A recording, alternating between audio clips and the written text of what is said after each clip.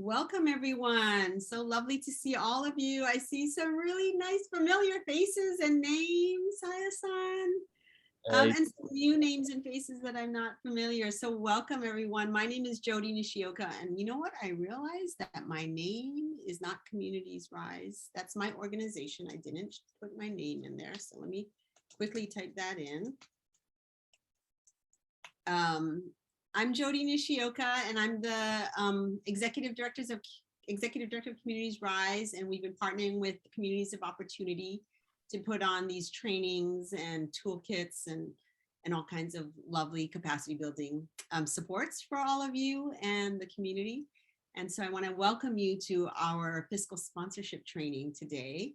I want to introduce a few folks who you're going to be hearing and seeing today. Right off the top, and then we're going to, just to give you an idea of the agenda, I'm going to do a land acknowledgement and then talk a really briefly overview of COO and some of the work we're doing, and then we'll jump into the presentation.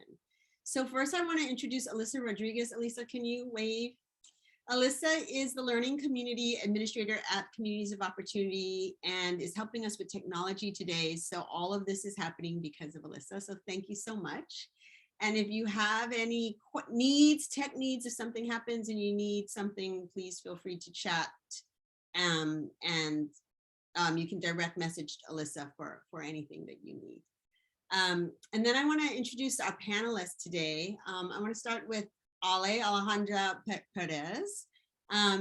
Alejandra's passion for educational equity comes from her advocacy with and for undocumented students and their families in Washington State.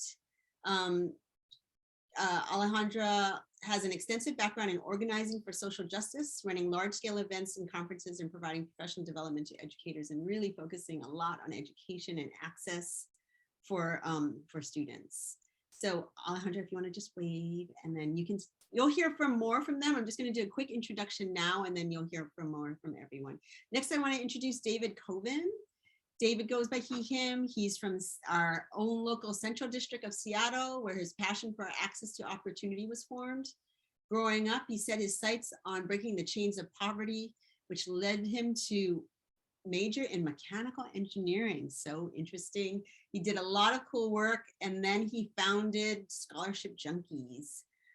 He believes not worrying about money will free students to experience the magic of higher education.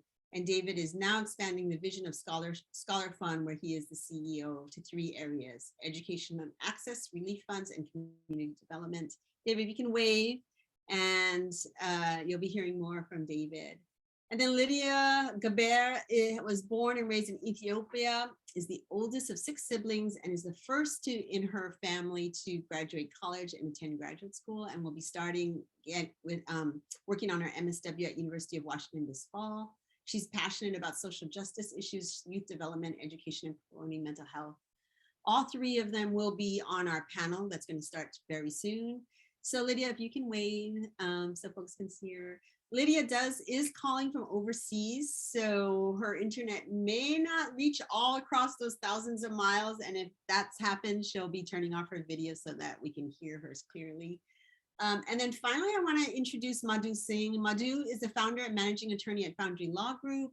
Madhu is an very active volunteer with Communities Rise. We use a lot of volunteer attorneys to support community orgs like yourselves, and Madhu has been involved with us since I've been involved, going back 11 years together. And she works with nonprofits and small businesses and larger businesses and startups to get folks to be able to achieve their dreams and their missions. So that's our team. I just want to do a shout out to Sarah Tran. Sarah works with me here at Communities Rise and COO and has helped put this together. Sarah's going to be just listening in today, but wanted to shout out to Sarah because she's helped put together this training and others. So in the chat, if you want to put in introduce yourself, your pronouns, your org, and where you're calling from, we'd love to see where everybody is calling in from and see who's in the room. So go ahead and do that as we continue. I'm going to do our land acknowledgement, our land and labor acknowledgement, and I'm going to read it so that I can make sure I can give it my all. And So I'm going to do that now. We acknowledge and recognize our native people of this land, both past and present, those who were the original stewards of this land before colonization, and we give our respect for the enduring relationship between all Indigenous people and their traditional territories, for the practices and spiritualities that are tied to this land on which we work and live. We acknowledge their suffering, the land theft and genocide, and we honor with gratitude this land itself and the people who it ultimately belongs to. We also recognize and acknowledge the labor with which this country was built on the labor of enslaved people who were kidnapped and brought to the US from the continent of Africa. And we recognize the continuous contributions of their ancestors and survivors. We also acknowledge the immigrant labor, including voluntary, involuntary, trafficked, forced, and undocumented peoples who contributed to the building of this country and continue to serve within our labor force. We acknowledge all unpaid caregiving labor. We also acknowledge the trauma both experienced and witnessed of all Black, Indigenous, Latinx, Asian, Pacific Islanders, other people of color, and our enduring spirit as well as our resilience. All right, let's see. So now if I want to just do a little acknowledgement for COO, that was the slide. Alyssa, if you can put back the slide for the COO acknowledgement. Communities Rise, where I work, has partnered with Communities of Opportunity, which is a private-public partnership between King County and the Seattle Foundation, to put on a lot of capacity building supports and programming for the community, mostly BIPOC-led and serving orgs. This event is supported by Communities of Opportunity's Learning Community. Communities of Opportunity is an initiative that was catalyzed in 2014 by King County and the Seattle Foundation, uniting with each other and with communities to address inequity, promote leadership, influence changes to institutions, systems, and policies, and seat the base of power within communities. The learning community creates spaces for communities and organizations to share their work and gain additional skills across sectors and geographic areas to advance impact across the region. You'll see the website there in case you want to find out more about COO and see some of the resources that we've created. All right, next slide, please. So this series is part of our capacity building toolkit series. This is the fourth. The first was our community collaboration toolkit. The second was our alternative leadership toolkit. And the third is our human resources and equity toolkit. All of those are available on the COO website or on the Communities Rise website. They're made up of short videos up to 10 minutes, approximately 10 to 15 minutes, and then written materials that go along with each. You're welcome. Those are free and available to all of you if you want to explore any of these. We are just starting to develop the fiscal sponsorship toolkit. It's not ready yet in terms of the form, but it's a kickoff today with this training. So we'll be sort of pulling all the materials from the training and putting together a little video so that it'll endure and you can benefit from that later this year or early next year. All right, next slide, please. So we're going to be doing a little poll here, and we're asking to see who's in the room. So I think we have, how many people? We have about 30 something, almost 40 folks in the room. And we want to see, since it's about fiscal sponsorship, how many of you are currently fiscal sponsors? How many are you currently fiscal sponsored organizations, sponsorees, if you will? And if you're not currently, whether you're interested in becoming a fiscal sponsor or interested in becoming a fiscally sponsored group. So if you can do the little poll so we can see who's in the room, and then it'll do its virtual magic and we can kind of see who's in the room. So go ahead and select.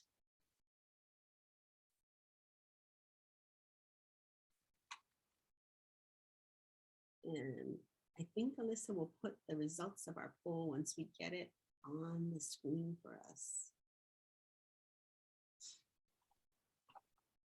Yes, we've got about half have responded, so I'll just give it another moment and then I can share the results. Great, thanks. Mhm.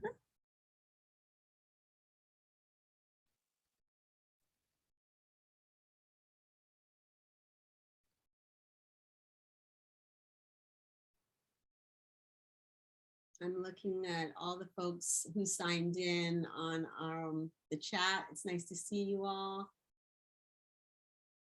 Hi, Kai is with us. So I just want to shout out to Kai Domingo, who is our COO queen over there at King County and is working with us to help in the background, helping pull all of this together.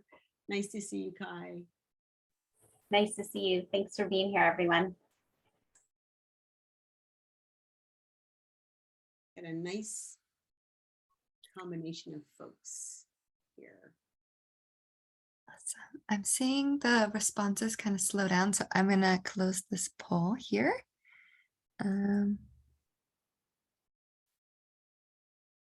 Great. See the results. It's looking very even, approximately a quarter. So about half of you interested or being fiscal sponsors or are fiscal sponsors, and about half of you interested or being a fiscally sponsored group. So a nice mix. So great. Nice to know who's in the room. So we're going to start now with our panelists and really lift up the voices so you can hear from some youth groups what it's been like for them in their fiscal sponsor relationship and some of the focuses they've had and wanting to really lean into their values as they do the work that they want to do as their project, but also lean into their values in the way that they are in relationship with each other. So we're going to hear from David, who is from I'm sorry, Scholar Fund. Scholar Fund, sorry, I kept saying scholarship. Scholar Fund.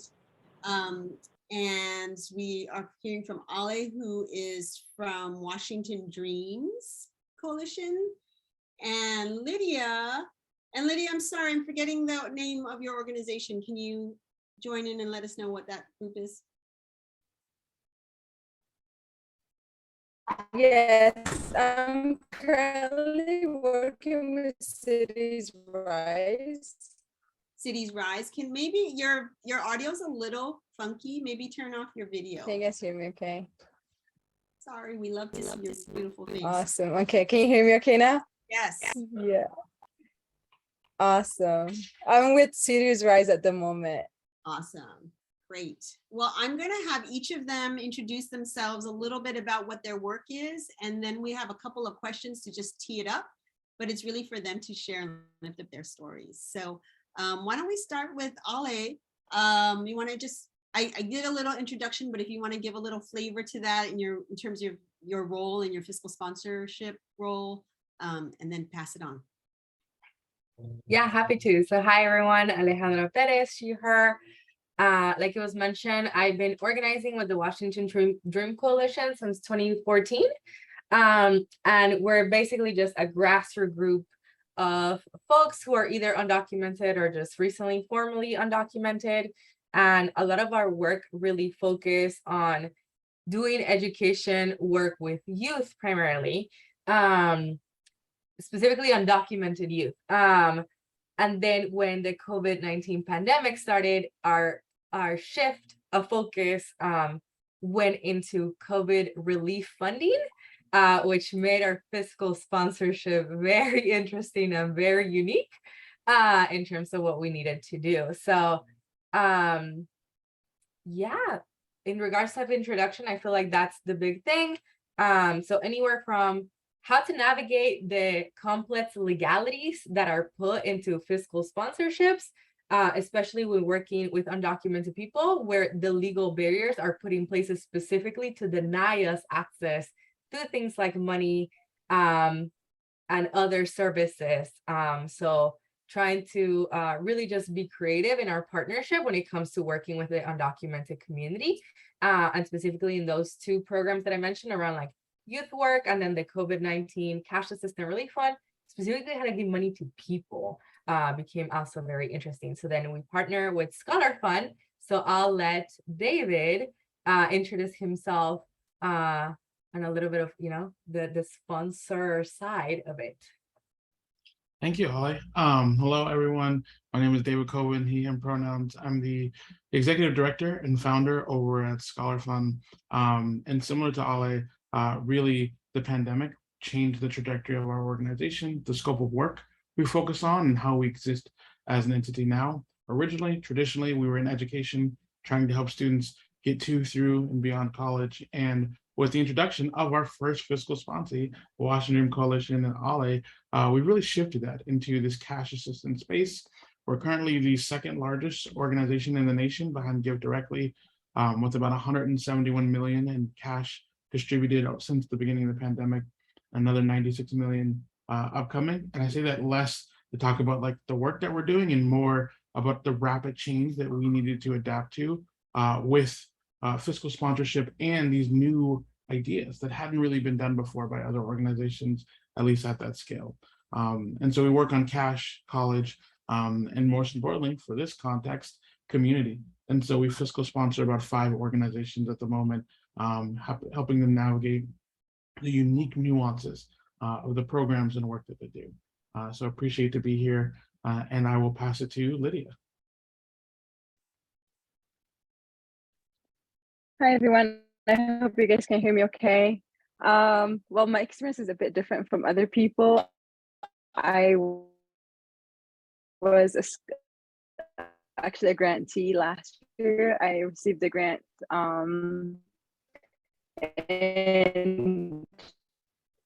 similar to everyone else, I also just, the reason why I applied for the grant was because of just what COVID did to a lot of the people around the world, and that included me as well. I was a student during COVID, and so I had a bit of experience with just mental health and having to navigate through the system during the time, and just learning to really kind of find a way to get settled down after college, and moving back home also impacted my mental health in a great way. So that was one of the reasons why I applied, because I realized that a lot of youth who were like me were going through the same experiences, but didn't have the space to discuss or people who they can talk to about this issue. So when the opportunity came for me to apply for this grant, what I wanted to create was a safe space for youth, especially coming from immigrant and low-income communities, to come together and discuss mental health in part, but just to create the space for them to have discussions that were important to them, mainly focusing on their mental health in their schools and just what was going on in the community, which at the time included the 2020 protest that was happening. So that space allowed I had 14 youth that under my project, and that space allowed them to come together and discuss mental health in a broader way, but also allowed them to talk about mental health with their families. That was something that was a stigma that exists in the community. So kind of just breaking down that stigma and promoting mental health in a broader way was something that I was really passionate about doing, and this project allowed me to do that. So that was my experience. Thank you, Lydia. Thank you, David and Alejandra. I'm going to start us with a question about what makes for a positive and mutually beneficial fiscal sponsorship relationship, and potentially you can address the power dynamics that occur and how you navigate that to have a mutually beneficial fiscal sponsorship relationship. And I'm going to turn it over to Ale first. You can start us off. Yeah, definitely. Yeah, in regards to what can make a positive and mutually beneficial I have a hard time saying that, fiscal sponsor relationship is, I think definitely a lot of communication and kind of like what the responsibilities are when it comes to being a sponsee and a sponsor. I think in the past, the WDC has been previously sponsored by a different organization where there was actually a lot of barriers. So we knew that we didn't want those barriers to continue when we went into a relationship with Scholar Fund. So definitely getting an idea of, okay, what are their responsibilities when we're applying for a grant, for example. We need certain documents from Scholar Fund. We need certain things that we need to do and manage. We need them to like process some payments or contracts if we needed to like, contract out for something. And then what are some of the in-house supports that Scholar Fund has that we have access to? Scholar Fund in the last couple of years has had a lot of access to specific data around undocumented communities in Washington State that WDC collected, but Scholar Fund helped us manage. So that was really important to us. And we're able to like understand kind of like that process together and build it. Kind of like I mentioned in my intro, we went to Scholar Fund because of this really high demand in money that we were getting access to do cash assistance for undocumented people, which was $7 million. Never did WDC ever had that type of money. I think the max we ever got was 100,000 through a grant that was like for a couple of years.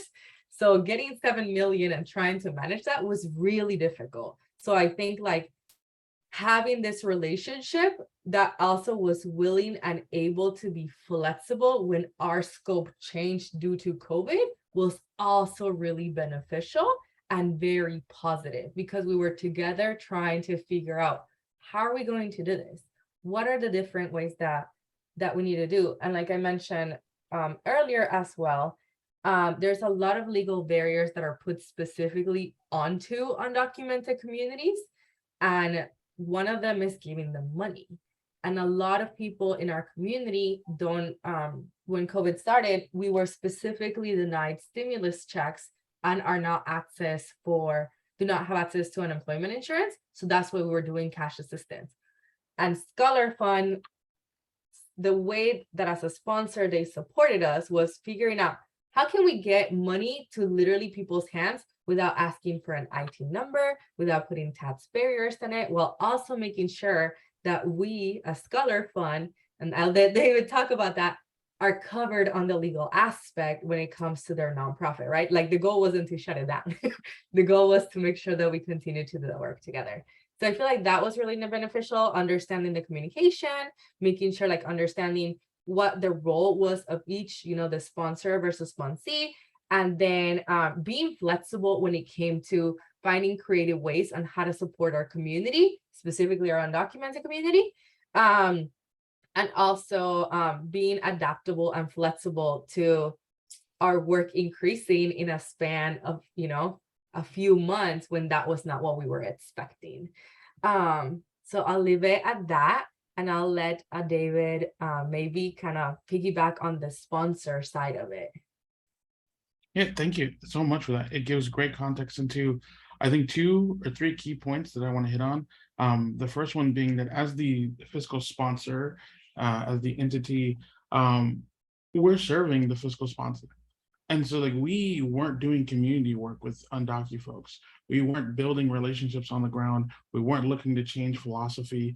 It was a great group of individuals who had all of this trust, all of this momentum, all of this great work being done. And we were just a vehicle around it to make sure things were compliant, things could scale, things could be operational. And so I think when we really intersect or really evaluate the power dynamics, it's super important to recognize how much work goes uncredited and unlifted and unrecognized by the sponsees, by the community organizations who, by virtue of not having the legal 501c3 or being barred or inundated by all the paperwork, have all these blockades simply to do the work that they were going to do with or without us. And I think we often get lost of the fiscal sponsor doing the favor. But when we reflect on like the work that WDC did, it was not work that we could have ever imagined creating or being a part of without being a sponsor to this process. And so I think for fiscal sponsors, recognizing that we are serving the sponsees, and that most oftentimes we're getting paid to do it. And so in any or other sort of relationship, you have a clear value exchange of what my money is going into. And so with that in mind, a lot of the work is hard to do without the legal elements there. And so as we get into kind of the power dynamics, but also the next question and the next thoughts about legal pieces, recognizing that as the sponsor, I think what makes a healthy relationship is realizing that we are now the institution. And so like we are the status quo, we are the structure, we are the power dynamic. And so when fiscal sponsees are trying to do very, very good work, trying to recognize that when we say no, when we say and, when we say but, when we throw up red tape and like bureaucratic elements, the only people that it hurts is community, right? The folks, we're all here, COO, community organizations, right? And so when you recognize that you are the institution, at least it helped me and us start to figure out what pieces of red tape were we instinctively putting up for Ale and Washington Dream Coalition by virtue of it's always been this way. It's always been difficult to do this particular type of thing. And so the power dynamics are not self-imposed, but often they're self-limiting without that need to be pushed to do something a little bit more creative. And so from the fiscal, talking to the 25% of fiscal sponsors out there, recognizing that we are the institutions, and so we have to be active in the ways in which we dismantle these barriers and this red tape and this bureaucratic piece. And to the fiscal sponsees, more often than not, you're paying for these services. And so recognizing what you're getting in return for your percentage or for your time or for the work that fiscal sponsors get to be a part of. Yep. Thank you so much. That was really great. Lydia, do you have something to add about your relationship to your fiscal sponsor and how it is what makes it positive or mutually beneficial? What are some of the qualities that does do that? I think what both David, especially what David and Alejandra said, I think it plays a huge role. Not having a lot of red tapes are really important. It made it so smooth for me. I did not, first of all, when we talk about grants and applying for grants, there are always red tapes that hold people back. And as a person, especially being the first time for me to apply for a grant, I think not having so many red tapes and also paperwork made it so smooth. And like, I just wanted to do this, like, you know, because we're oftentimes focused on what we want to do for the community and how we can help the community. We don't oftentimes focus on the paperwork or the background things that happen on the backside. So it's really important to have that smooth run for, especially for the first time applicants and for youth, because they close or legal stuff. So it's oftentimes really important to have it be smooth process for youth and applicants, especially knowing that it will allow them to kind of focus on their passion of wanting to help the community and working with the community instead of being dragged down with the paperwork that are in the background. And I thought that was one of the biggest things for me, because it was smooth for me. There was not a lot of back and forth that was happening. I felt like I was able to focus on doing my project and not even having to worry about my paperwork that were happening between the fiscal sponsors and the people giving the money. That was happening behind the door, and I was just kind of being CC'd on. Lydia, you're kind of going in and out a little bit. I don't know if it looks like you're on mute right now. All right, well, I'm going to, in the interest of time, thank you, Lydia. We'll come back to you. I want to ask the next question about understanding legality and that there are creative ways that can be both legal and meet compliance requirements and benefit the community.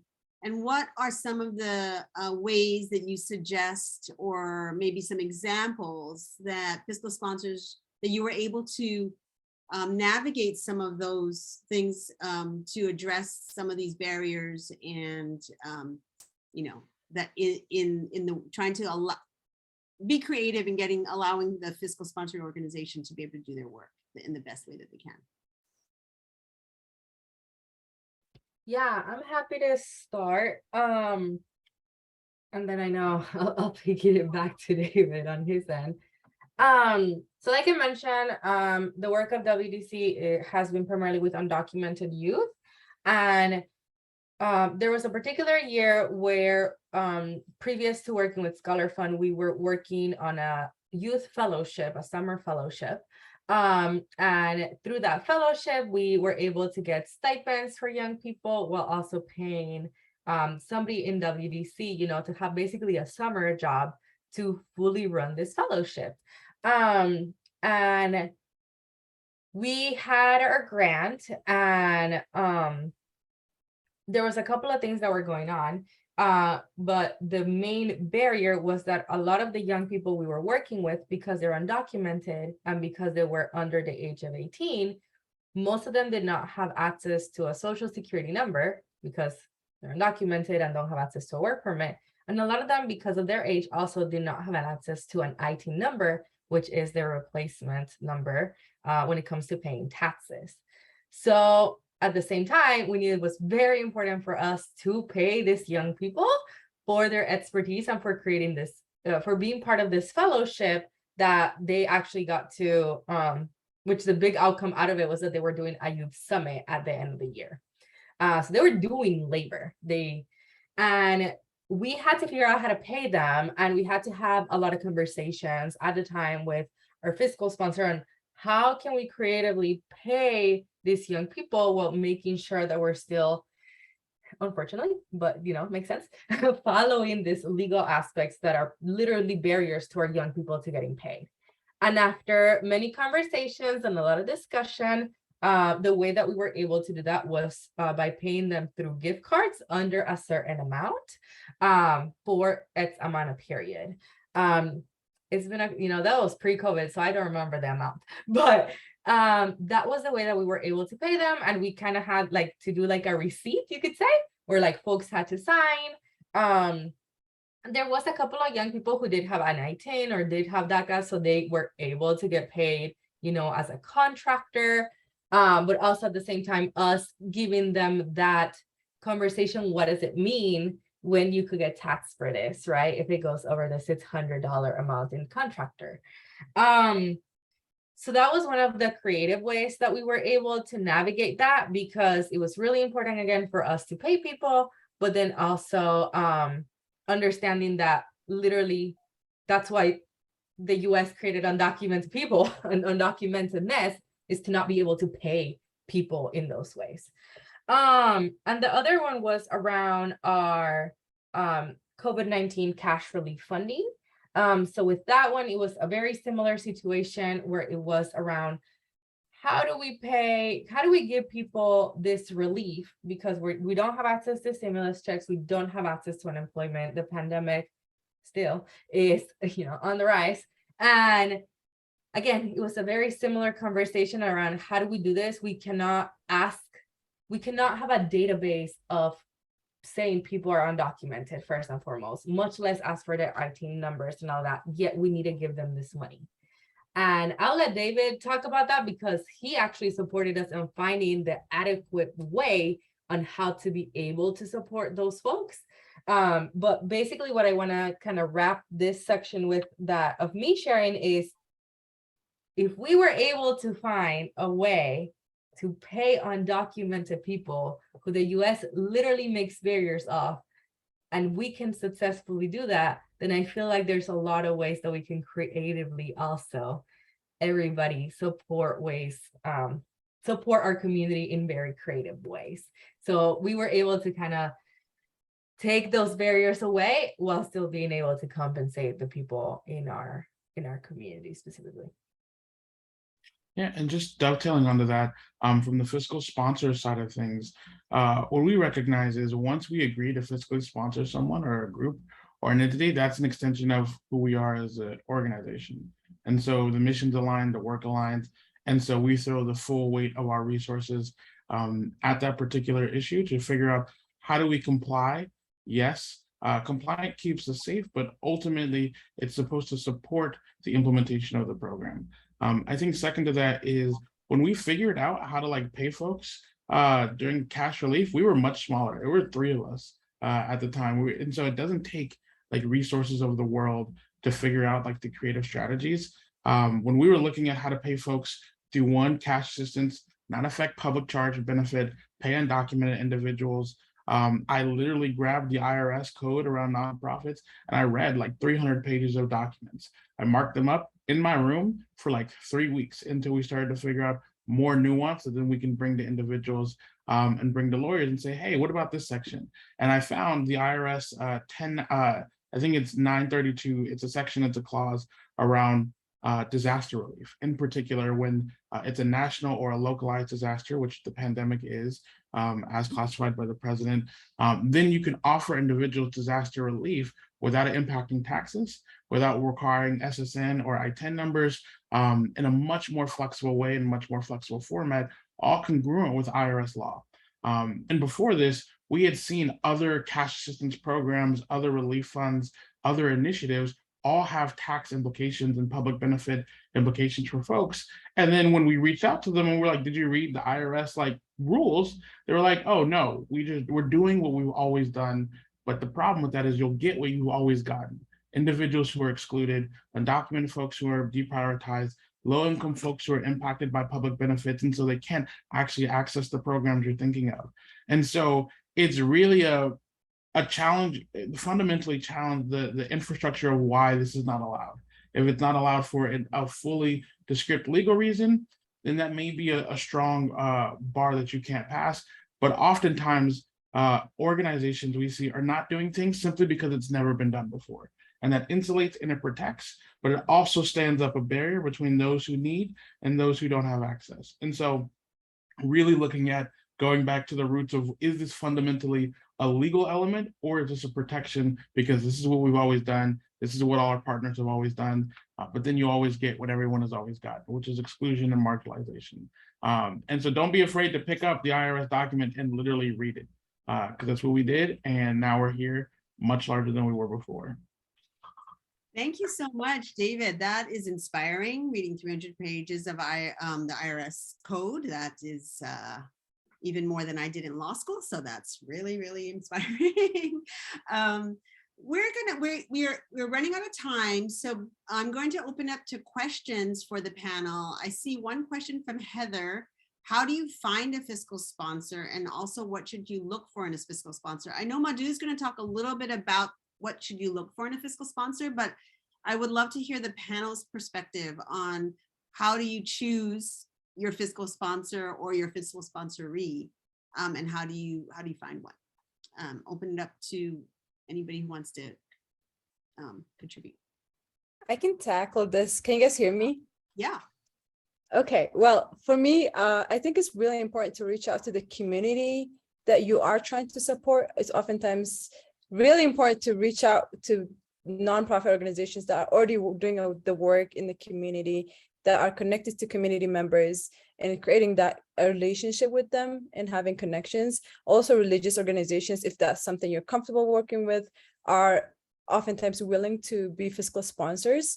And it's great to build a relationship first with them, so that way you're not kind of on the a foreign to the community, but also have a relationship with them, with the fiscal sponsors and the people that you're trying to help in the community. So I encourage people not to go out of the community, but stay within the community, because those organizations already have connections to the community members and youth within the community, and they're able to connect you with resources that can allow you to be even more, create more impact within the community. So always stay within the community is my answer. And what should you look for in a fiscal sponsor? I think that depends on the relationship that you create with them.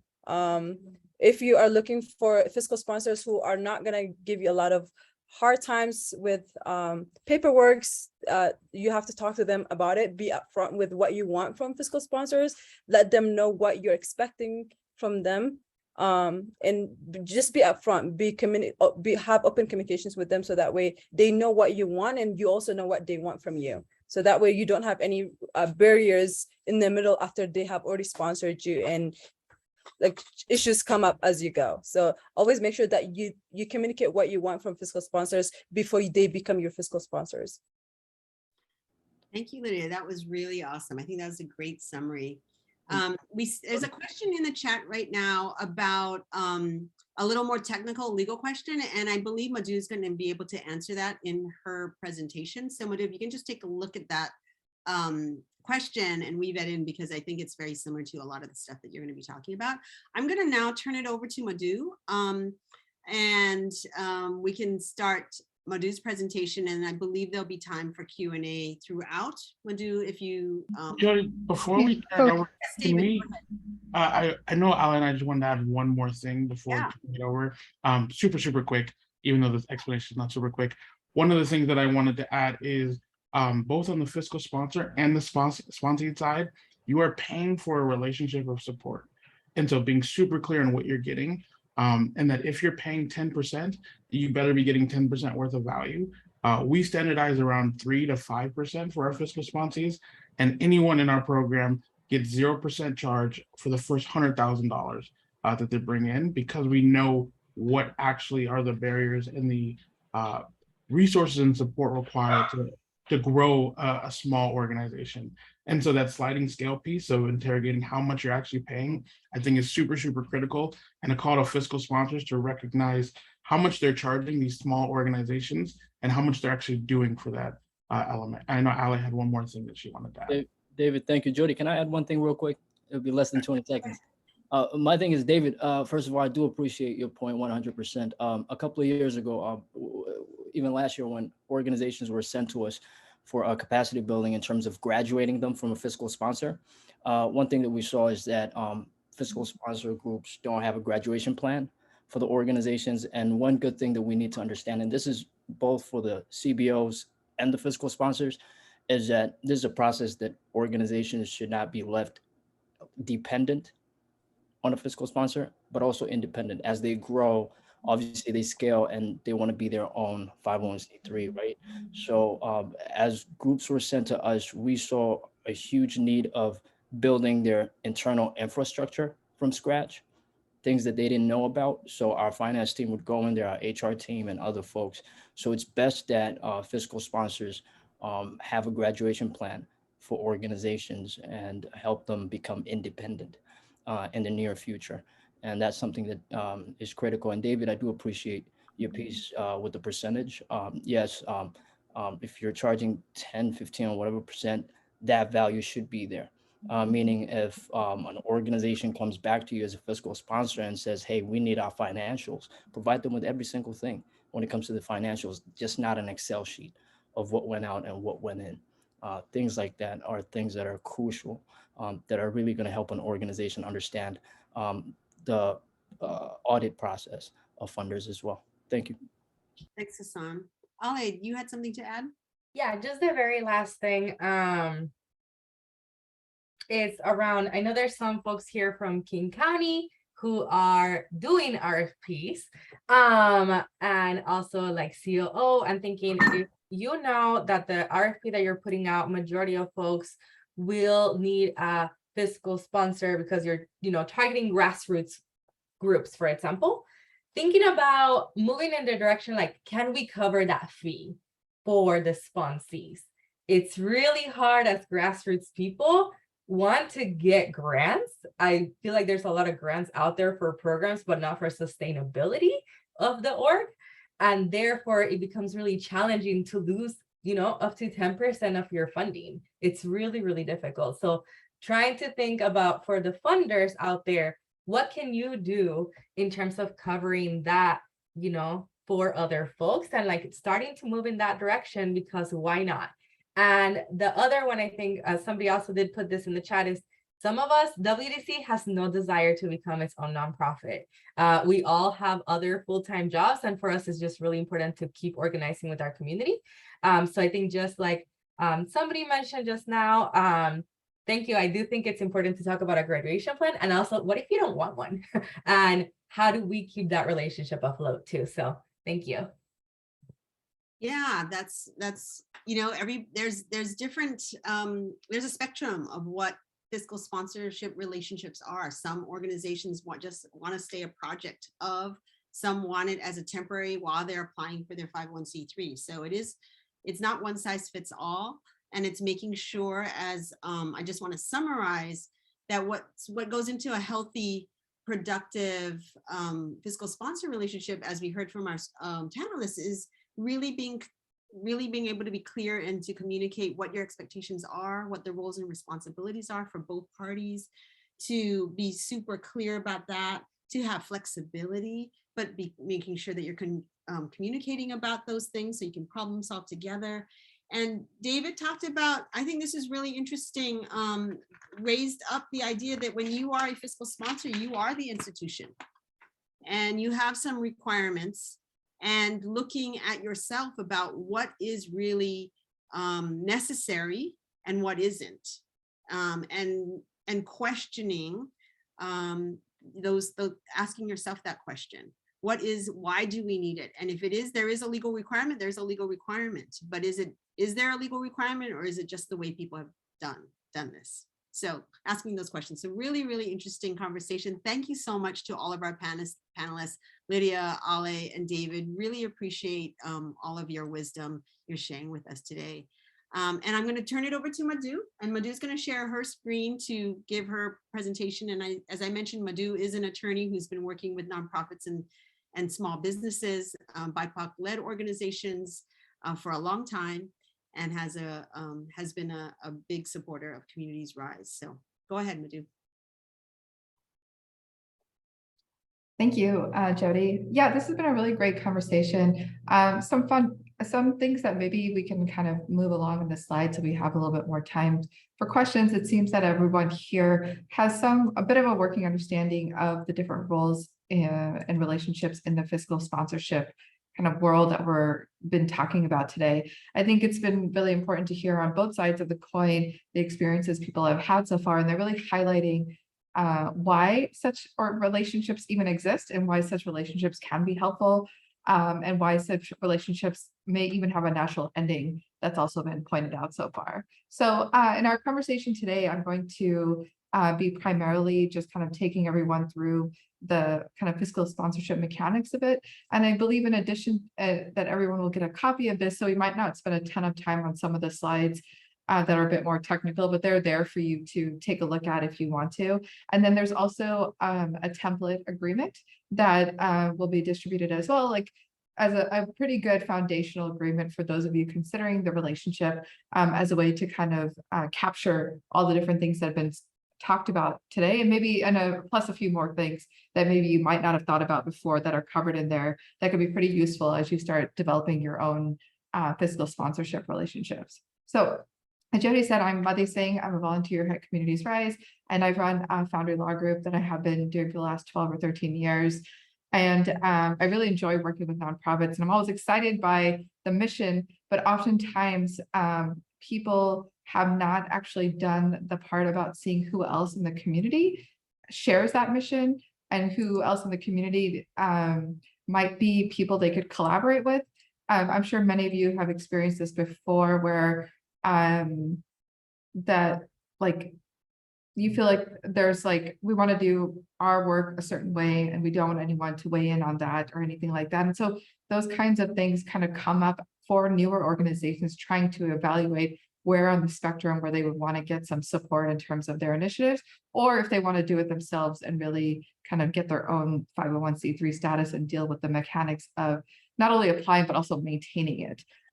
So we'll be kind of diving into a lot of these things and answering some of the questions that have come up in the chat so far. As we've talked about before, the relationship is really, I like to think of it as a piggybacking relationship, where a project or an existing organization that doesn't already have their 501c3 status is able to piggyback off of another organization that already has their status through a contractual arrangement, where the organization that does have status helps take responsibility for compliance with the 501c3 requirements in working with the supporting organization. These are the common terms. These have all been thrown around today. I'm pretty sure people here are pretty familiar with it: fiscal sponsor, fiscal sponsoree. But one of the things that I think on all sorts of sides that have come up here is why do this? Because oftentimes, like I was bringing up that example earlier, people are like, well, why don't I just do this myself? Why do I need to go and deal with another organization and their admin and their thing? But at the same time, like, it's a new thing. Like, you may want to have an opportunity to pilot it to see if this is the way that you want to approach the certain mission that you have or your organization has to address a certain aspect of society, whether it be certain communities that we've been talking about in our conversation today, whether it be education, whether it be water rights, whatever it is that you're as a individual or an organization trying to do. This type of relationship may give you a place to pilot it, just test it out to see if this is something that you could get grant funding for. This is something that other people would rally behind. And then, mainly to get access to more resources and administrative support. It sounds like the organizations that are fiscal sponsors that are here today provide a lot of the foundational basics and training and support to really help a newer organization get organized and get going, because there's a lot of steps to it, not just receiving grant funding. Like just because you have funding doesn't mean like you already have all the different places in place. And so oftentimes like starting off in one of these relationships creates some almost like a supported way to go about your mission work in a fashion. That's not to say that it works for everyone. I like to recommend it because I feel like it's worth piloting a new project within an existing organization, because as you may have seen, there's hundreds, if not thousands of nonprofits, and a lot of them are trying to address similar problems, and there may not be the best amount of collaboration going on. And so these are ways to maybe take an approach, like, can we be collaborative and work with another organization that is mission aligned? But again, it's not for everyone, but it does make sense in certain cases. As we've seen today, a great example being individuals who have other full-time jobs. They don't want to run an organization. They have specific grassroots work that they want to accomplish, and this is the best way to do that. Whereas there are people who are using this as a mechanism to get off the ground, and they want to run an organization. And so therefore there's a graduation plan, or they don't even go this way. They just get their own status to start off with. It all matters because the reason you get this 501c3 status is so that the money that you receive can be treated as tax exempt.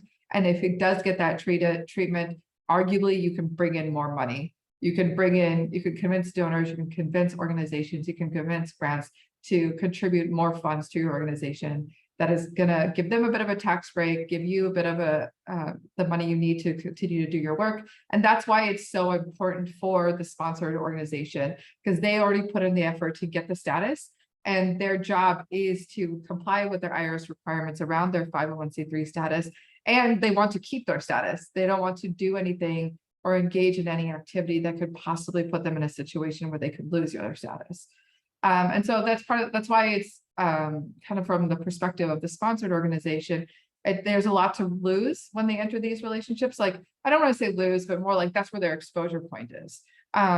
Most often the exposure point is mitigated through agreements and relationship building and community building. And that's why we're able to overcome and really have these great relationships that have been described in today's call so far. But this is kind of at the kind of, I guess, the underlying piece to it all is there is a bit of exposure for the organization extending their status to another individual, another group, another organization because of this reason. And so the reason is like the IRS will call out if there is some disruption or it doesn't appear that the money or the funds that they're receiving is working within the organization. And they want to make sure that it's ties with their mission. Just because somebody has a broad mission, there are organizations that have a broad mission, like the Seattle Foundation, for example. They have a pretty broad mission. And so they can help anyone from like a soccer team to like an organization trying to help minority-run businesses, for example. Their mission is broad enough that it can address different parts of the community. But then there's organizations that are engaged where their mission is to, let's say, improve access to water. That organization, if they went and sponsored an organization who's working with Dreamers, there's going to be a disconnect there, and that misalignment with their mission is what could create a scenario where the IRS would question whether or not like the funds are tied to the mission that they were granted for, and those things. Those are kind of some extreme examples. It doesn't mean the IRS is going to walk in and pull your status. It just means that there's going to maybe some more hurdles that come to your tax filings, or maybe more explanation that have to go with it. Or worst case scenario, they would say that we don't agree with this and pull your status. And so it is important. It's beyond just the community and the kind of the kind of mission work alignment. It is, I think, just as equally important on the legal side to have alignment in terms of the mission and the overall goal between the two organizations, or if it's not an organization, an individual in the sponsored organization. So like here, it just basically is you can lose your status or have a fine if there is a the downside really, like, and so some people are like, well, that sounds great. It sounds better than sliced bread. I could just work on my project. Someone else can handle all the administrative pieces to it. I don't have to deal with any of that headache. I don't have to worry about like setting up my own board and things like that. And those things are all pluses, but there's also the downside. As it's been pointed out a few times here, losing the like up to 10, and in some cases, lately, some organizations may charge upwards of 15 to 20% to deliver those services. That can be a hard bite to chew off if you are like, raising significant amounts of money. So if you're looking at like, $100,000 and things like that, the chunk that you lose gets pretty significant versus maybe smaller amounts you can feel a little bit more digestible. So there is that, but then to the point that was brought up earlier, making sure you get that much value out of the relationship is also like, then you can justify it, I guess. There may be some less control or autonomy over the project. This fiscal sponsor organization their role is to supervise things. And so they might sit in on a committee. They might be kind of weighing in on how you're using the funds. They might weigh in on, give their opinions on what the project should be doing. And that part of it might not be something that the sponsor expected or maybe wants to deal with, but it's part of the relationship. And then sometimes the last one I think is important for a lot of people, where if you are really trying to establish yourself as an independent organization, you may lose some brand identity there because you're basically under an umbrella organization. That's not always true, because in that example I gave about the Seattle Foundation, a lot of the organizations they support I've worked with in the past, they have very strong brand identity, and the sponsor organization didn't, just because it was an umbrella, didn't have that kind of influence there. So that one could really go either way. I could see it happening in one way or the other, but you can, if you're developing a brand around your organization or your mission, that's on the organization to kind of push that forward and kind of control that piece of it. And then the benefits for the fiscal sponsor can be many. A lot of them have been talked about today, like being able to reach new areas that maybe you weren't able to before, attract new sources of funding that can be deployed for this purpose, expanding your mission, and even as having a role in setting up another successful organization. Like all of those things are really something to be proud of for our organizations who serve in the fiscal sponsor capacity. Let's see here. The downside, we've kind of talked about this already. It's just, it becomes an administrative burden. It becomes like the cost of staff time. You have to do additional reporting on your taxes for 990s. And you are taking the responsibility to ensure that the funds are being used correctly. But that's part of the reason the fiscal sponsorship agreement that we're recommending that the two parties have is important, because you can outline a lot of these responsibilities. You can ask for monthly reports or quarterly reports. And so it doesn't have to be such a huge thing. And so really at the end of the day, the downside for the fiscal sponsor is not that huge. It's more like, does the fiscal sponsor have the ability to manage this effort? Like, do they have the cost center to, have the resources to handle this? Because it could be as little as one grant or as many as like 1,000 donations. There's a lot of different variables that go into it. And so like, you would think one grant, that seems easy enough, but if the granting organization has a lot of reporting requirements, maybe it isn't that easy. And so like, if you are an organization that's willing to be a fiscal sponsorship, you also need to make sure you have your own set of infrastructure to allow that to even happen, and not just do it because I've seen people do this where it's like, oh, my friend wants to start up a nonprofit. I have one. We're just going to fiscal sponsor it. They're just applying for one grant. No big deal.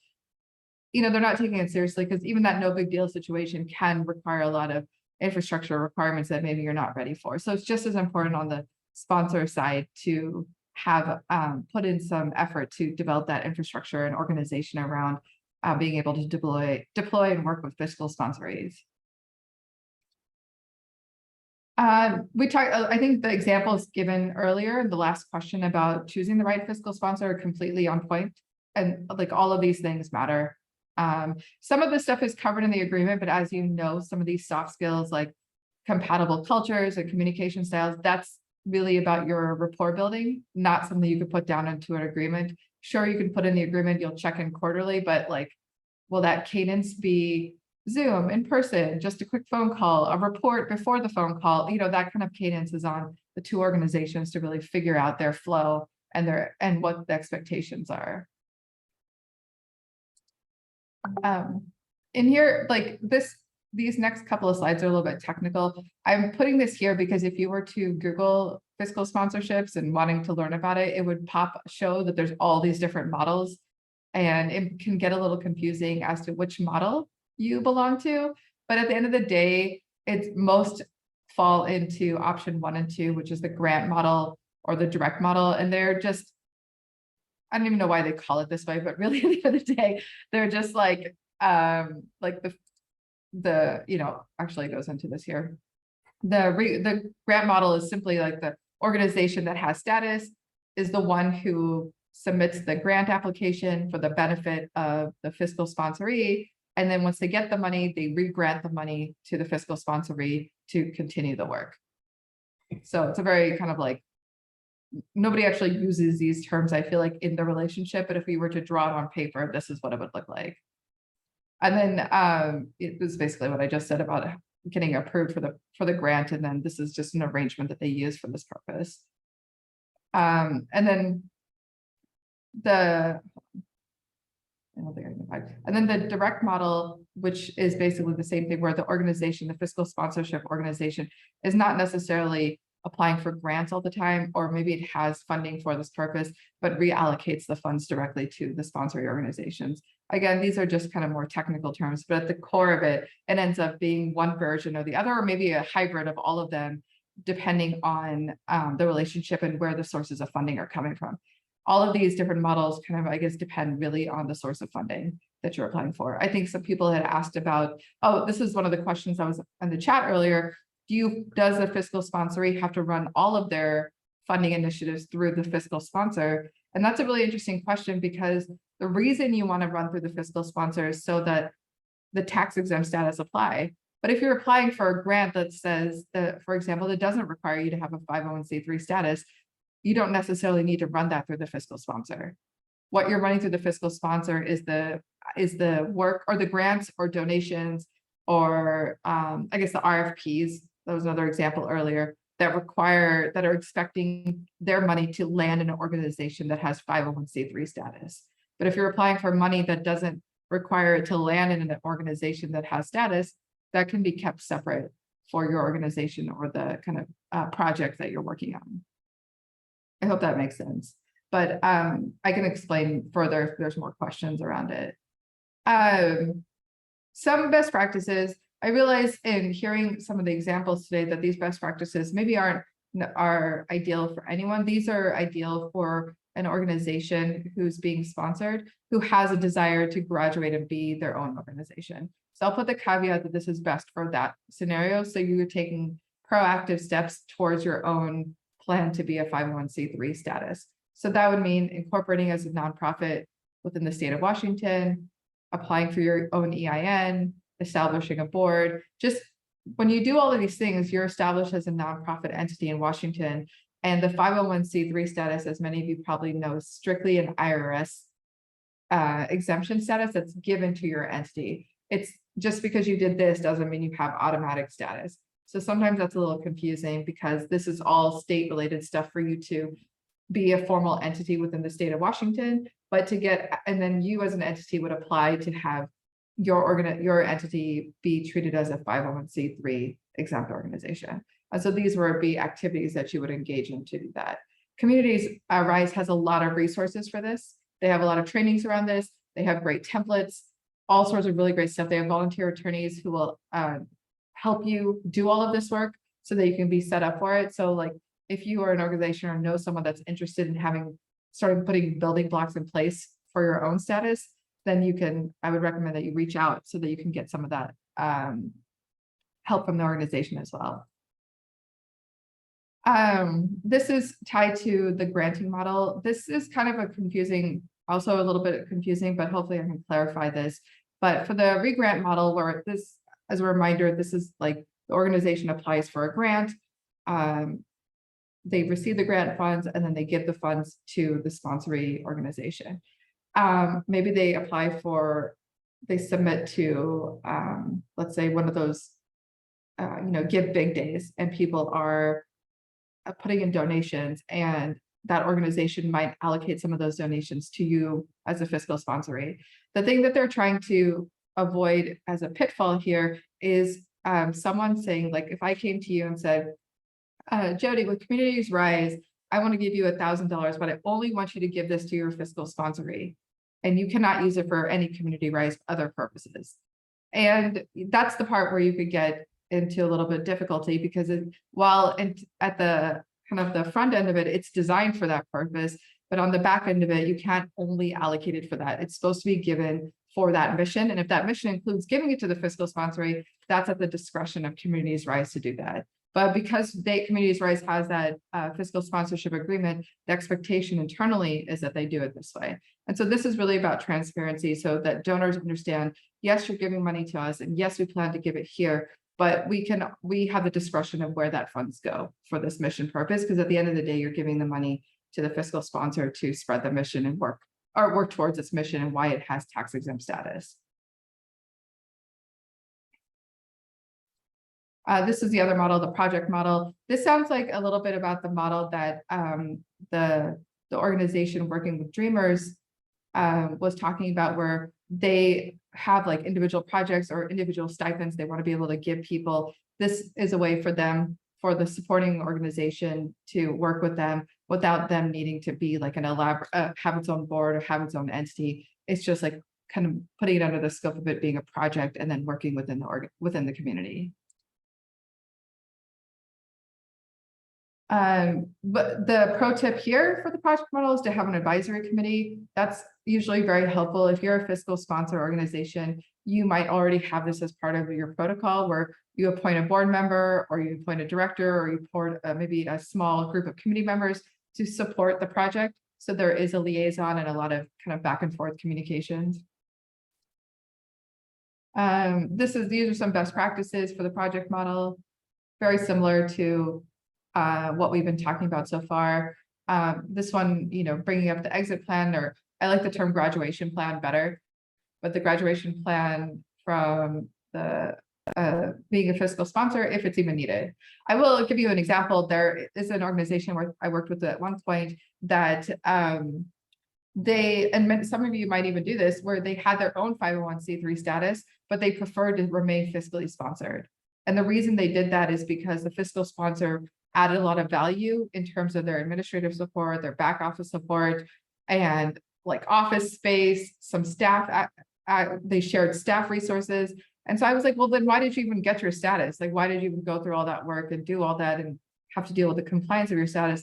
They just felt like that way they always had an exit plan if they needed it. And they always had if there was some issue between the two of them, they could have an out when they needed it and continue their work. And so they did it as a proactive step. I don't know that I would advise doing it that way, but I can appreciate why they decided to get their own status. And I can also appreciate why they chose to keep their fiscal sponsorship relationship because of so much value being added to the work that they were doing. So there's lots of really interesting ways that people have come together and are being collaborative, even in this model, even with separate 501c3 status organizations.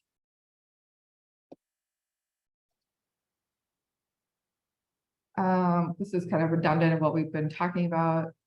Ending a fiscal sponsorship relationship is kind of interesting. So like, maybe the project gets complete. Maybe you want to change to a different one. Maybe you get your own and you merge.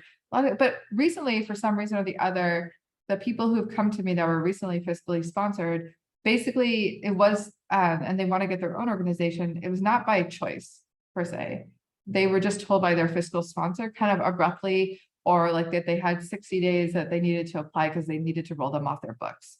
And so I think that I found that very curious, like what was happening with the fiscal sponsor relationship, where why they would even put that kind of situation for an organization that relied on them.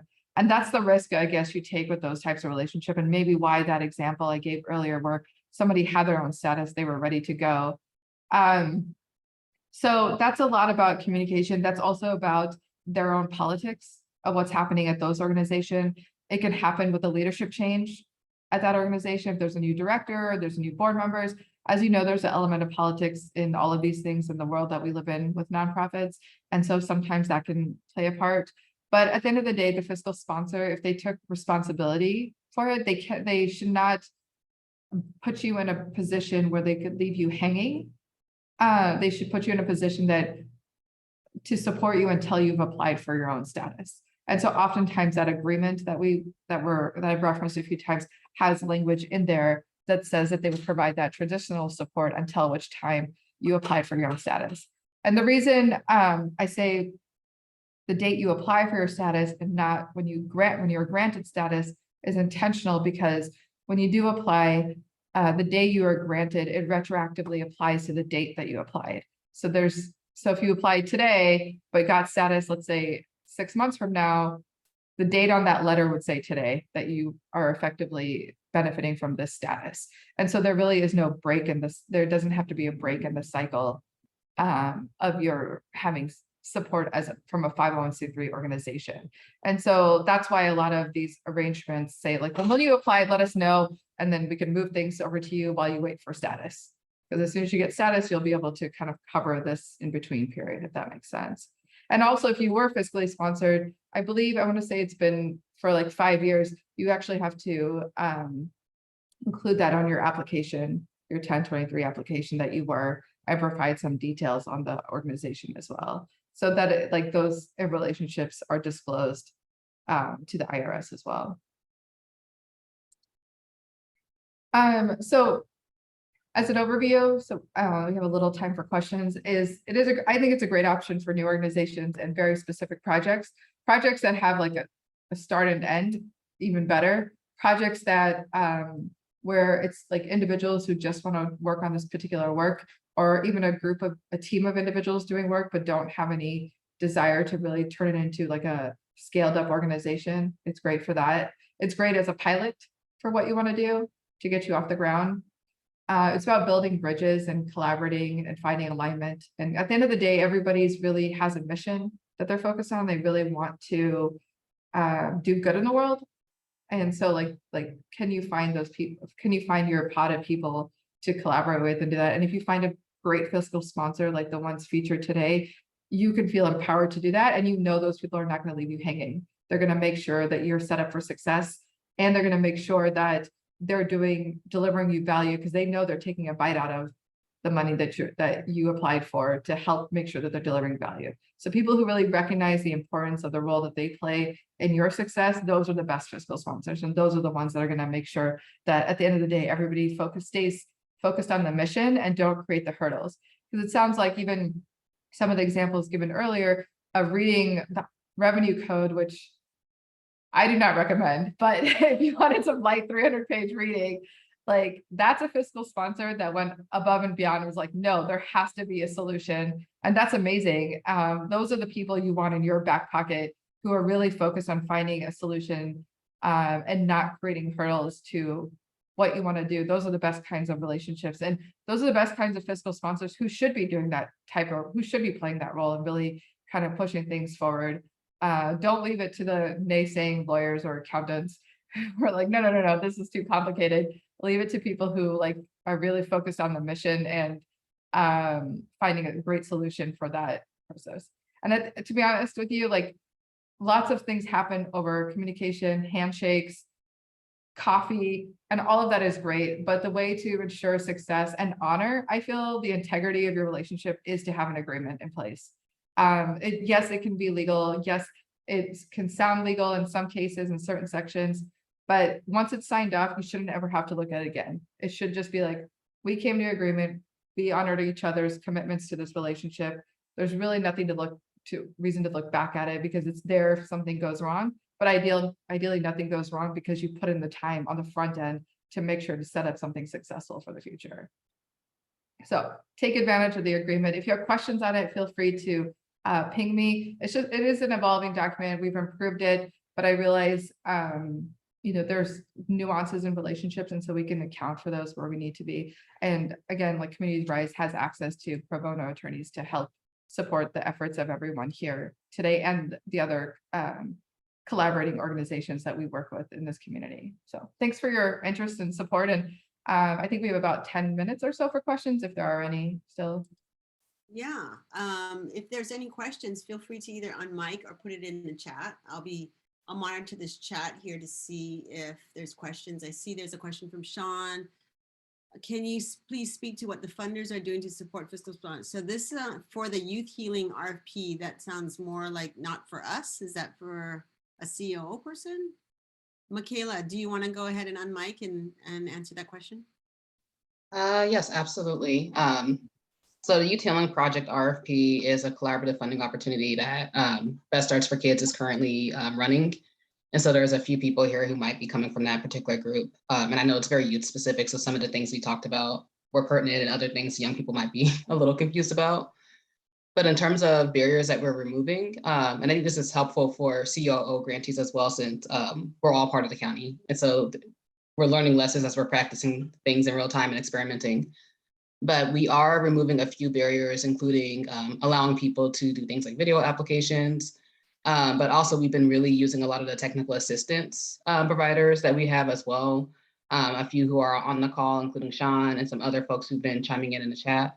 And what they've been able to do really is to work with people on their applications to help them with figuring out how to identify a fiscal sponsor. I know on our end, in our team, we've also been communicating with CBOs who are interested in being fiscal sponsors, because we are allowed to do that. We can connect people. We cannot choose a fiscal sponsor, but we can say, oh, these are organizations that have the capacity and interest. And if you want to, you can connect with them.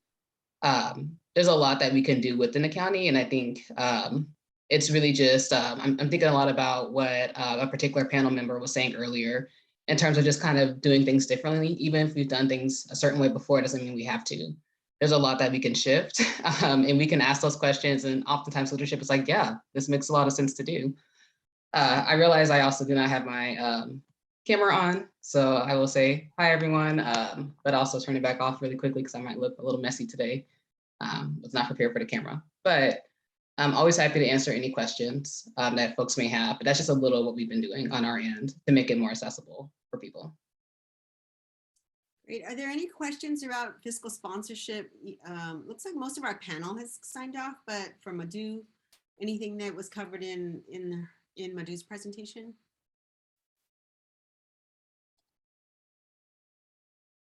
No. Well, I'll just summarize. Thank you, Madhu. That let's see. I see one out of thank yous. We are going to be sending out the PowerPoint presentation in a PDF, so you will be able to refer back to it. And we are going to be sending out a Word version of a template for fiscal sponsorship and agreement. And as Madhu said, it's a good starting place. It's a legal document. It may seem very legalese, but it's part of the front end, as Madhu said. It's really, again, going back to that communication and being really clear about roles and responsibilities. And if you have a document that you're writing it all down in, even if it's not specifically the form that we have, but just writing it all down, then you are setting aside time at the front end to just say, okay, now let's really be clear who's doing what, so that we don't run into problems later and there's no miscommunication. Well, I thought you were going to do that. Aren't we paying you to do that? Or why didn't you file our 990? Because I thought you were fine, or whatever it is. So you want to make sure that those things are really clear. And that came through loud and clear. So from all of ours, just around communication. I think values are really important about how are you in relationship with each other, and having those conversations at the front end. So that I've heard of a lot of fiscal sponsorship relationships that have gone sour because there were either philosophical differences of how they are being in space together, or a lot of things just around communication and what's the expectation about responding. So one fiscal sponsor relationship that I heard about that wasn't good was they would email them and say, hey, I need this, and then wouldn't hear back for 2 weeks. And they keep emailing and then not hear back. And then all of a sudden they'll hear back and they'll get what they need, right? So that kind of setting expectations of like, when we need something, how quickly can you respond? Do you have the capacity? This is something that Madhu talked about. Do you have the capacity as a fiscal sponsor when you're looking at it? Do they have the capacity to do all the things? Because their heart might be in the right place and they want to support you with as much as they can. But if they don't have an accounting system that can track everything for you and tell you what's going on financially when you need a financial report for a grant proposal, they don't have the capacity as much as they want to. So those are kind of some of the things that we talked about that I just wanted to highlight. We're getting up, we have 5 more minutes. So I am going to, let's see, we're going to turn it over. We have a close and a reflection poll. If there's no more questions. And Alyssa, I believe, is going to be putting that on. So we'd love for you to just stay on for a few more minutes, and you'll see the reflection poll is up. If you can just click for you, click your answers on the 2 questions, that would be great. And you will be receiving a follow-up email from COO with the PowerPoint, with the template agreement, and another survey, a longer survey about how much you got out of today, and we'd love to hear your feedback. We're also really want to hear from you what other ways we can support you. What ways can COO support you? What other types of toolkits or trainings would be helpful for you? And I believe that's going to be one of the questions in the survey. So please fill it out because we want to serve you. And I'm going to close now. Alyssa, are you going to show the poll? Yes, people are still responding, but I can close it in 1 second. And I want to open it up to BSK and COO folks, if there's any closing words or announcements that you all want to make to this group. Nope. Okay, great. All right, well, we'll just wait a couple more minutes. Oh, there's the reflection poll. Great. I'm glad it was helpful. Well, thank you so much. We really appreciate you being here. I want to thank COO for being our partner in bringing you these sorts of programs and toolkits and resources. Really appreciate that. And thank you so much. Hope you all have a good afternoon. Thank you, Madhu, and thank you to our speakers. Thank you, everybody.